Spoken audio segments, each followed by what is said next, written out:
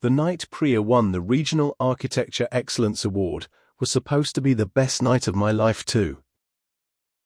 I had been there for every sleepless night, every revision, every moment of doubt. I had held her while she cried over rejected proposals. I had eaten cold dinners alone while she stayed late at her studio. I had taken on extra shifts at my engineering firm to cover our rent during the months when her freelance work dried up. I had cancelled vacations, postponed my own ambitions, and rearranged my entire existence around the architecture of her dream, which felt appropriate, given what she did for a living. My name is Rohan. I am 34 years old, and for 4 years I loved a woman who, it turned out, had been quietly building a second life while I was busy funding the first one. But I'm getting ahead of myself. Priya and I met at a mutual friend's housewarming party in the autumn of 2019. She was standing near the kitchen island, holding a glass of red wine she never actually drank, studying the exposed brick wall with the focused intensity most people reserve for museum paintings. When I walked over and asked what she was looking at, she said, without turning her head, "The way the light hits the mortar lines. Whoever laid these bricks understood rhythm." I didn't know anything about bricks or mortar or architectural rhythm. I was a structural engineer who spent his days running load calculations and reviewing soil reports. But something about the seriousness of her attention, the way she could find meaning in a wall at a party, made me want to stay exactly where I was. We talked for 3 hours that night. We closed down the party. Our friend Kavitha texted me the next morning. "I've never seen Priya talk to anyone that long. What did you do?" What I did was listen. I have always been a good listener. Looking back, I wonder if that was the first thing she used me for. In the beginning, everything felt genuine. Priya was brilliant and driven and complicated in the ways that make someone magnetic. She had grown up in a middle-class family in Pune, the first person in her family to pursue architecture, carrying the weight of being the one who was supposed to make it. That pressure had shaped her into someone who was simultaneously ambitious and deeply insecure, a combination I found at the time endearing rather than dangerous. We moved in together after 8 months. It made practical sense. Her studio apartment was expensive, and my place was larger and closer to the design firm where she'd just landed her first significant commission. We told each other it was practical. We both knew it was more than that. The early years were good. Not perfect.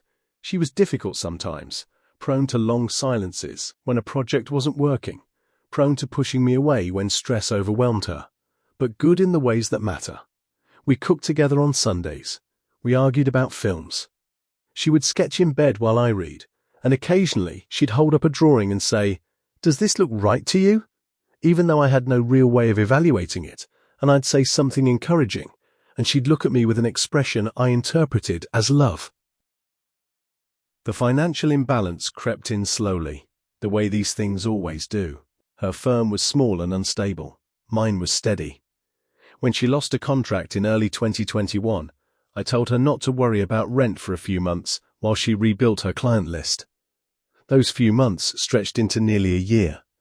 By the time she had consistent income again, a pattern had established itself. I handled the heavy bills, she handled the smaller ones, and we both pretended this was a temporary arrangement rather than a structural feature of our relationship. In 2022, she decided to go independent, quit the firm, start her own practice.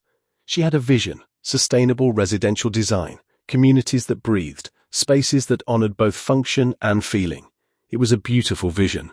I believed in it completely. I also paid for the first year of it, almost entirely by myself. I'm not saying this to make myself sound noble. I said yes to every financial sacrifice freely and without resentment, at the time. I took on a second consulting project that occupied my weekends. I put my plans to take a sabbatical on hold indefinitely. When my mother suggested Priya should be contributing more, I defended the situation with genuine conviction. "She's building something," I told my mother. "You build things by sacrificing the present for the future." My mother, who had built her own small business while raising 2 children on a teacher's salary, said nothing. but she gave me a look I've thought about many times since. The name Vikram first appeared in our lives about 18 months before the awards ceremony. Priya mentioned him casually, a fellow architect she'd met at a professional development workshop, someone whose work she admired. She showed me his firm's website once briefly. Contemporary, angular design. Not my personal taste, but technically impressive. I looked at the projects, made some comment about the cantilever on one of the structures being particularly bold, and moved on. Vikram started coming up more frequently. He was collaborating with her on a pitch for a mixed-use development in the city, a major project, potentially career-defining. She worked long hours on it. She traveled to meet the clients twice, both times staying overnight. I asked if I could come once, thinking it might be a chance to combine the trip with a weekend away together, and she said the accommodation was already arranged and it would be unprofessional to turn it into something personal. I accepted this. I worked my weekend consulting hours. I kept our household running. I sent her encouraging texts at midnight when I knew she was still at her studio. She responded with heart emojis and messages like, "What would I do without you?" Messages I read as intimacy rather than what they actually were, which was management. The pitch was successful. Priya and Vikram's firm won the development contract together. She came home that evening and cried with happiness while I held her. And I remember thinking that this was the moment everything was going to change, that we were crossing a threshold, that her success would now become our success in a more tangible, shared way. Instead, she became busier and more distant, and the texture of the distance was different from the ordinary distance of stress and deadlines. There was something she was protecting. I told myself I was being paranoid. The Regional Architecture Excellence Award was announced 2 months before the ceremony. Priya's solo project, a community centre she had designed for a low-income neighbourhood on the city's east side, a project she had worked on for nearly 3 years, had been shortlisted. The announcement came while we were eating dinner, a notification on her phone that she read, reread, and then held to her chest with her eyes closed. When she opened them, she was crying. "I didn't think it would actually happen," she said. I got up and hugged her. We opened a bottle of wine we'd been saving. We stayed up late talking about everything, about how far she'd come, about what this recognition meant, about the community centre itself and the families who were already using it. It was one of the best nights we'd had in years. Somewhere in there, the distance I'd been sensing seemed to dissolve, and I thought, I was wrong. We're fine. This is real. She won the award 3 weeks later. The ceremony was held at the Grand Meridian Ballroom, the kind of venue with chandeliers that throw fractured light across everything, and a dress code that means you spend 2 weeks trying to find an outfit that won't embarrass someone.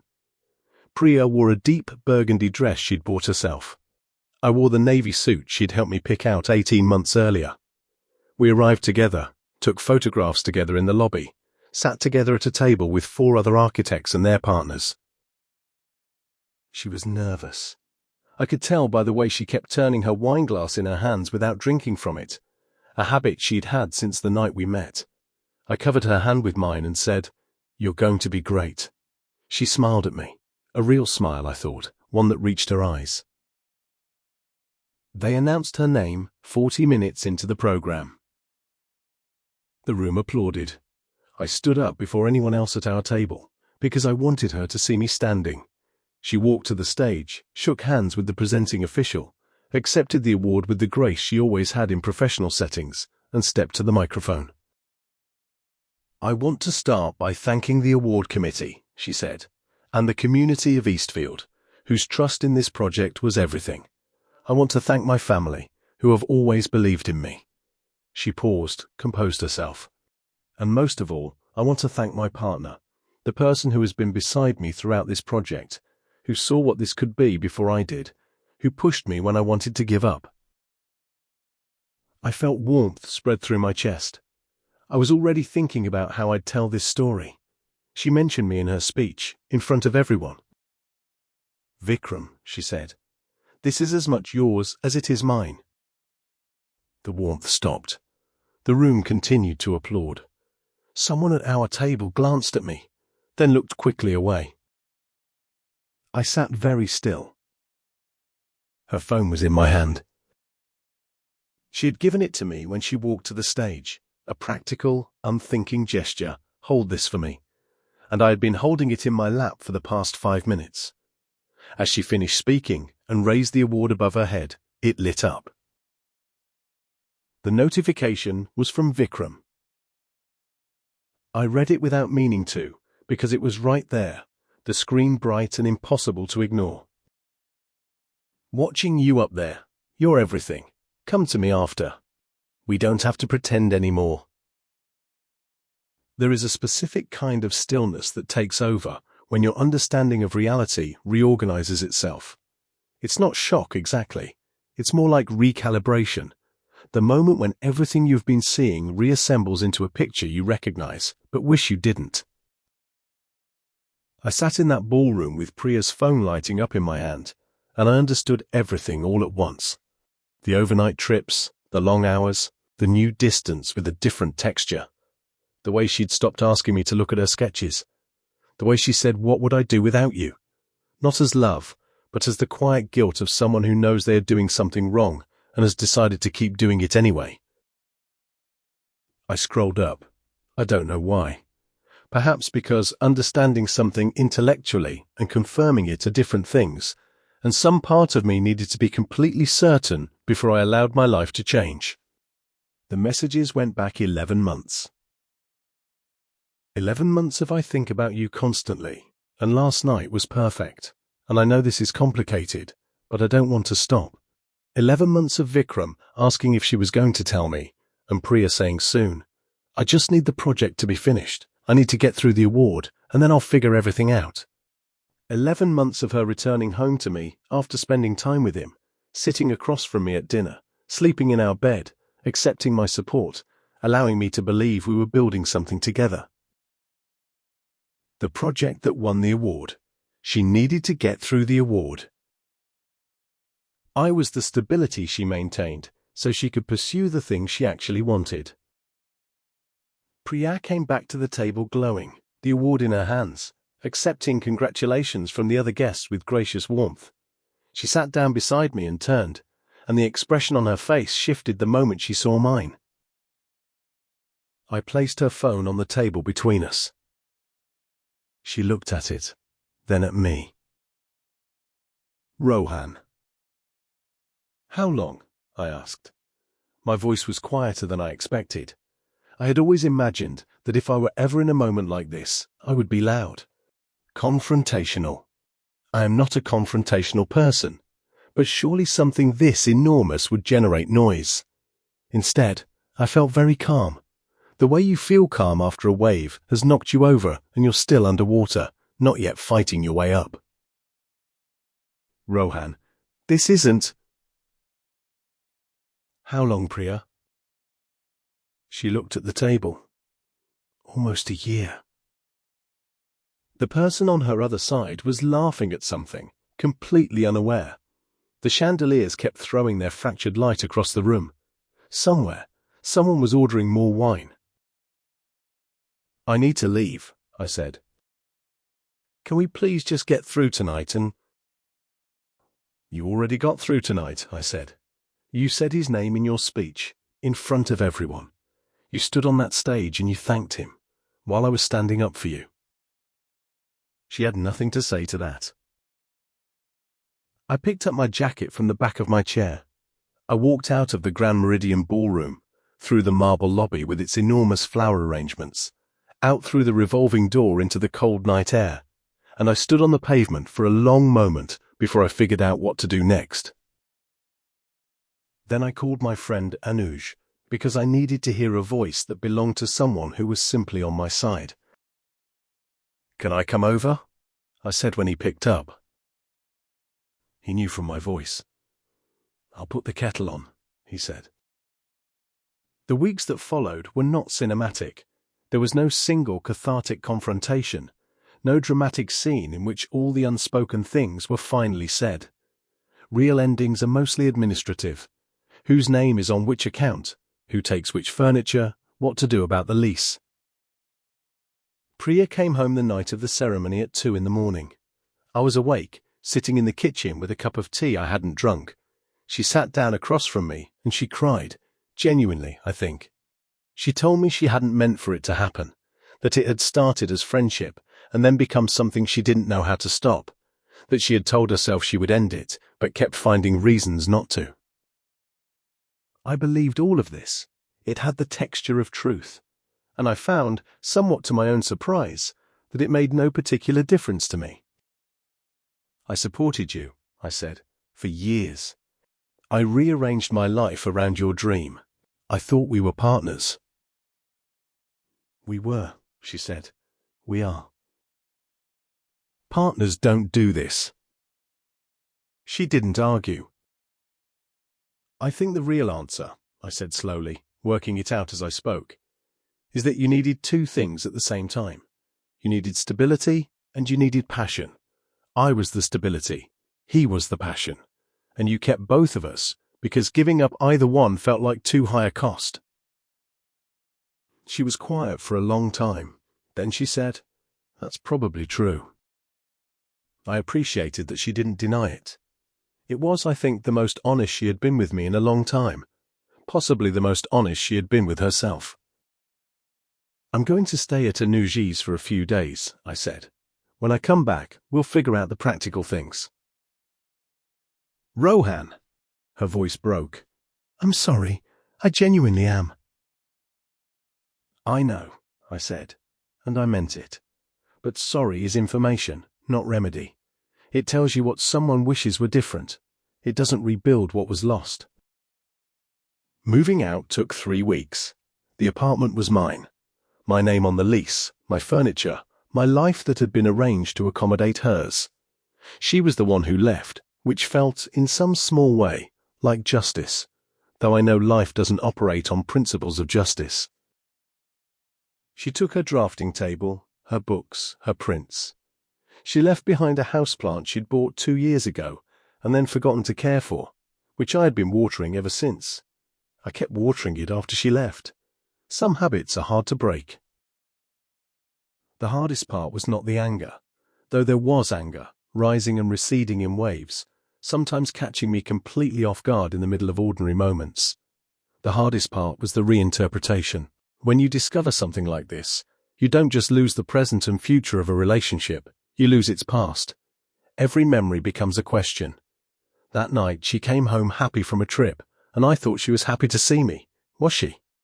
The evenings she said she was at the studio late. Which evenings were actually that? The times she was tender and loving, what percentage of that was genuine, and what percentage was guilt maintaining the appearance of affection? You can make yourself sick asking these questions.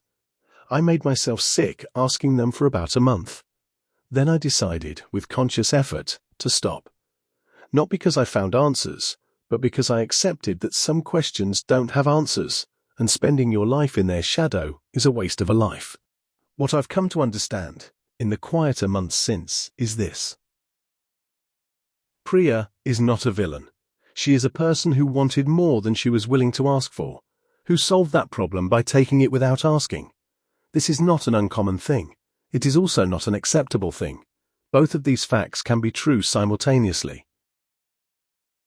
I was not a martyr. I made choices.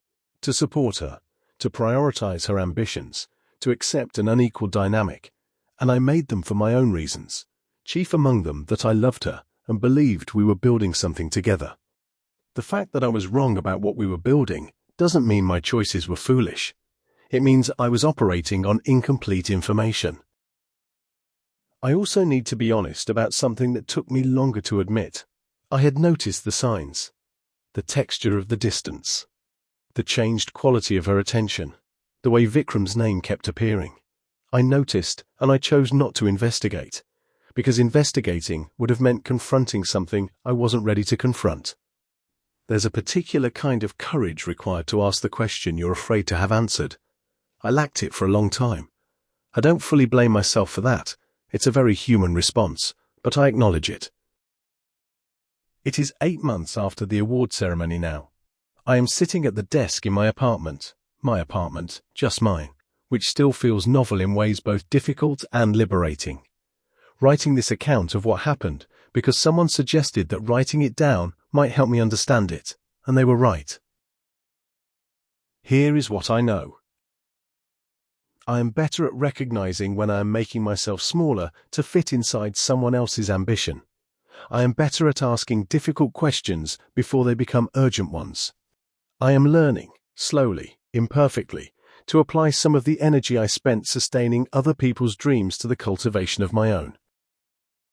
My own sabbatical, the one I postponed indefinitely, I finally took this spring. 3 weeks in Portugal, walking the Camino coastal route, staying in small guest houses, eating good bread, talking to strangers. On the 4th day, outside a small town whose name I keep forgetting and then remembering again, I stood at the edge of a cliff above the Atlantic and watched the water for a long time, and I felt something shift inside me. Not heal exactly, because healing is too final a word for a process that is ongoing. More like settle. The way sediment settles after water is disturbed, finding a new arrangement that is stable, even if it's different from what it was before. I have started working on a project I had been putting off for years, a community redevelopment initiative in partnership with the local municipality, using my structural engineering background to contribute to affordable housing design. It is not glamorous. The meetings are long, the bureaucracy is considerable. But 3 weeks ago, I stood in the frame of a building that didn't exist 8 months ago, and that will eventually be someone's home. And I understood, in my body rather than just my head, that I am capable of building things too. Not just supporting other people's buildings, my own. Priya and Vikram are together now, publicly. I have not spoken to her since the day she moved her last boxes out. I don't harbour specific ill will. The anger has mostly converted itself into something more neutral and more useful, something like clarity. I hope she is happy. I genuinely mean that. Not because I am saintly, but because I understand now that her happiness and my happiness are separate projects, and what happens in hers no longer determines what happens in mine. The community centre she designed, the one that won the award, is a genuinely beautiful building. I drove past it once, a few months after everything ended. I sat in my car across the street and looked at it for a while. Children were coming out of what appeared to be an after-school program. A group of elderly people were seated in a sunlit courtyard space along the eastern side. Someone had planted flowers along the entryway that were doing well in the autumn light. Whatever happened between us, whatever she did or didn't do, that building is real and good, and it exists in the world. I sat there long enough to make peace with that fact. Then I drove home. There's a line that has stayed with me since all of this happened, something my mother said when I finally told her the full story. She was quiet for a while after I finished. In that way, she has that means she is not composing a response but actually thinking. Then she said, "You thought you were investing in a partnership. She was using you as infrastructure." Infrastructure. The thing that makes other things possible. The thing that does its work invisibly, that nobody thinks about until it isn't there. I have spent a long time being infrastructure for other people's lives. I'm interested now in being something more than that. Something that exists, not just to support a structure but to be one. Something with its own weight, its own function, its own capacity to hold things up, including itself.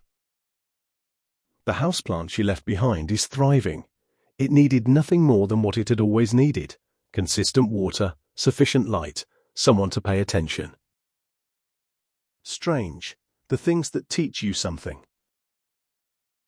I still stand sometimes in the doorway of my own life, trying to see what I missed, trying to understand the architecture of 4 years, where the load was distributed, where the weak points were, what should have been reinforced long before the structure became unstable. Structural engineers know that most failures don't happen suddenly. They accumulate, quietly, invisibly, in the places nobody thinks to look, until one day the thing that holds everything up gives way. I should have known to look. I know to look now. That, I suppose, is what I am taking from all of this. Not bitterness, not the performance of moving on, not even the uncomplicated relief that sometimes comes with the end of something painful. Just knowledge, hard-won and permanent, about where to look and what to ask and how to build something, anything, so that it can actually hold.